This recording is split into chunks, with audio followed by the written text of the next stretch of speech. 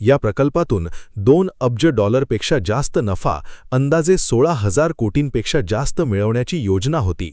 हे गुलछबू आकडे दाखवत अमेरिकन गुंतवणूकदारांकडून अदानी ग्रीनने त्यांच्याकडून $750 दशलक्ष भांडवल उभे केले.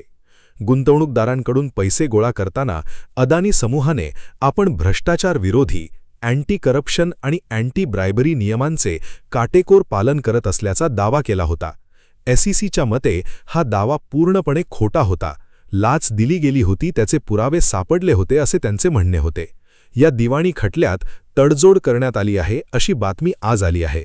गौतम अदानी आणि सागर अदानी यांनी SECचा हा दिवाणी खटला $18 मिलियन, सुमारे 172 कोटी रुपयांचा दंड भरून मिटवला आहे. यामध्ये गौतम अदानींनी $6 मिलियन आणि सागर अदानी यांनी $12 मिलियन दंड स्वीकारला आहे. या तडजोडीनुसार अदानींनी हे आरोप मान्यही केलेले नाहीत आणि नाकारलेलेही नाहीत.